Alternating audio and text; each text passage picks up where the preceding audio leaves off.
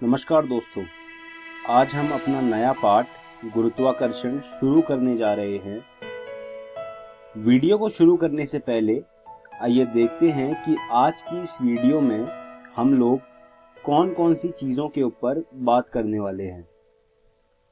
आज की इस वीडियो में सबसे पहले हम इस पाठ का परिचय पढ़ेंगे, उसके बाद हम गुरुत्वाकर्षण का सार्वत्रिक नियम पढ़ेंगे और आखिरी में हम मुक्त पतन के बारे में पढ़ेंगे। तो आइए शुरू करते हैं पाठ के परिचय से।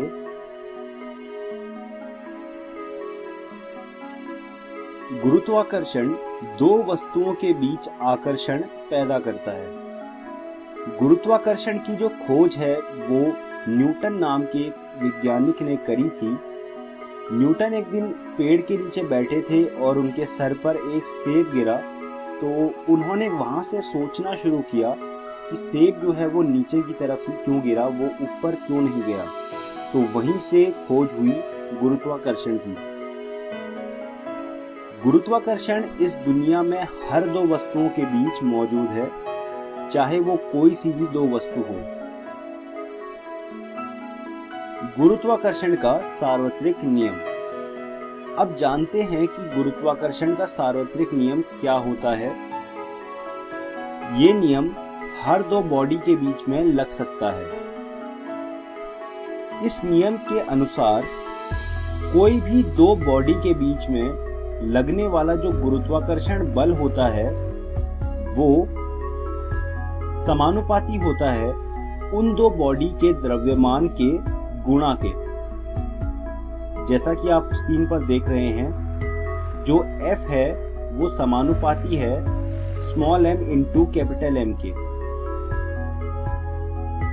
अगला जो बिंदु है इस नियम का वो ये कहता है कि जो गुरुत्वाकर्षण बल होता है वो व्यक्रानुपाती होता है उन दोनों बॉडी के बीच जो भी दूरी होगी उसके वर्ग के। ये दूसरा पॉइंट है। जब हम इन दोनों पॉइंट को मिला देते हैं और समानुपात का चिन्ह हटाते हैं तो जो समीकरण आता है वो कुछ इस प्रकार होता है। F बराबर G small m into capital M divide में d स्क्वायर। यहाँ पर जो G है वो सार्वत्रिक गुरुत्वीय स्थिरांक है। आप इस चीज को अपनी कॉपी में नोट कर लीजिए। अब बात करते हैं गुरुत्वाकर्षण नियम के महत्व की। तो जानते हैं कि गुरुत्वाकर्षण नियम कहाँ पे लगता है।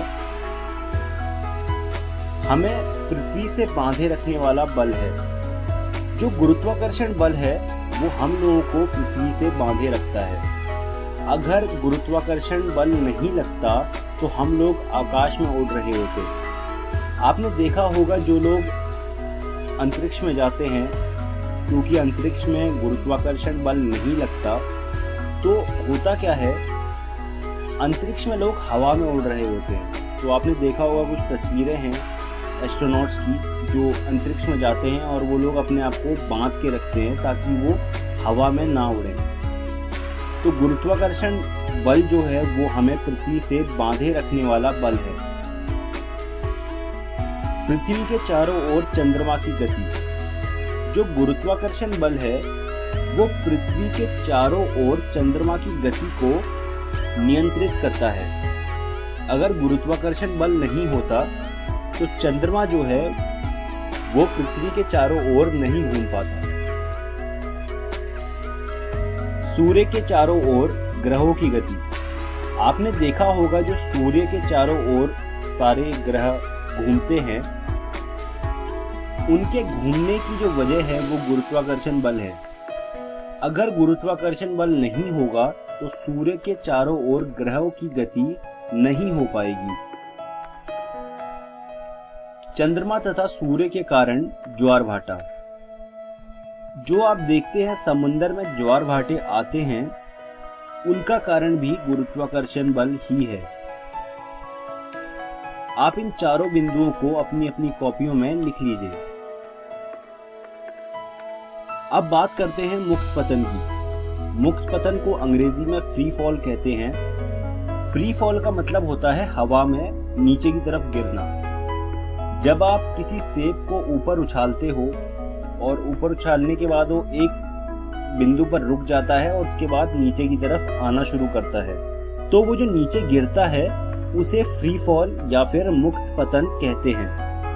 अभी मैं आपके सामने कुछ तस्वीरें दिखाने वाला हूँ। पहली तस्वीर है एक बच्चा हवा में उछल रहा है और फिर वो नीचे की तरफ आ रहा है। ऐसी तस्वीर आपने अक्सर देखी होगी। जब छोटे बच्चे होते हैं तो उनके जो भी माँ बाप या अभिभावक होते हैं वो क्या करते हैं, बच्चे को हवा में उछालते हैं ताकि वो खुश हो जाए या फिर उसे अच्छा लगे। तो जब वो नीचे की तरफ आता है तो असल में वो मुक्त पतन कर रहा होता है।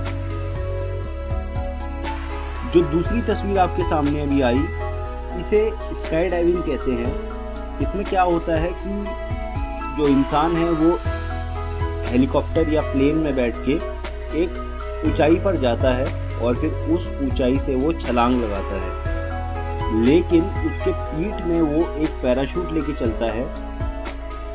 जब वो छलांग लगाता है तो वो पैराशूट को खोलता नहीं है, वो मुक्त पतन करता है और कुछ समय बाद जब वो धरती के करीब आने लगता है तो वो अपने पैराशूट को खोल देता है और लैंड कर जाता है। तो ये मुक्त पतन के दो उदाहरण थे और तीसरा जो उदाहरण था वो सेब वाला उदाहरण था। अब कुछ बातें जान लेते हैं मुक्त पतन के बारे में।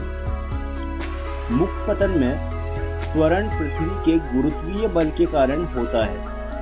बहुत ही महत्वपूर्ण बिंदु है ये। इसे गुरुत्वीय त्वरण कहते हैं।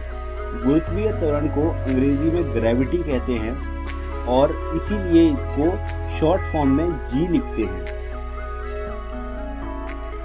अब बात करते हैं जी के मूल्य की।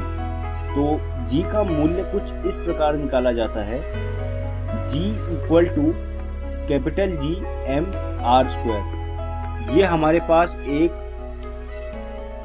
समीकरण है। इस समीकरण में हमने पहले G का मूल्य रखा, फिर उसके बाद हमने M का मूल्य रखा। देखने वाली बात यह है कि यहाँ पर जो M है वो पृथ्वी के द्रव्यमान का मूल्य है। हमने यहाँ पर पृथ्वी का द्रव्यमान क्यों लिया? वो हमने इसलिए लिया क्योंकि हम पृथ्वी के लिए जी का मूल्य निकाल रहे हैं। उसके बाद जो नीचे आर स्क्वायर है, उसमें जो आर है वो पृथ्वी का रेडियस है। तो आर की जगह हमने पृथ्वी के रेडियस का मूल्य रखा। जब हमने इसमें पूरा कैलकुलेशन किया तो हमारे पास जी का जो मूल्य आया वो आया 9.8 मीटर पर सेकेंड स्क्वायर। आप इस पूरी चीज को अपनी कॉपी में लिख लीजिए। अब हम इस वीडियो के अंत में आ गए हैं। आइए जानते हैं आज की इस वीडियो में हमने क्या क्या सीखा।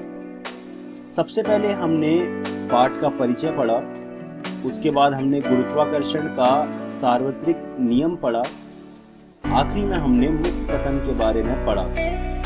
मैं उम्मीद करता हूँ आपको मेरी पढ़ाई हुई सारी चीजें समझ आई होंगी और आपको ये सुझाव देना चाहता हूँ कि आप इन सारी चीजों को विज्ञान की एनसीईआरटी से पढ़ लीजिएगा। आने वाली वीडियो में हम सबसे पहले वस्तुओं की गति के बारे में बात करेंगे, उसके बाद हम द्रव्यमान के बारे में पढ़ेंगे और आखिरी में हम भार के बारे में पढ़ेंगे। धन्यवाद दोस्तों।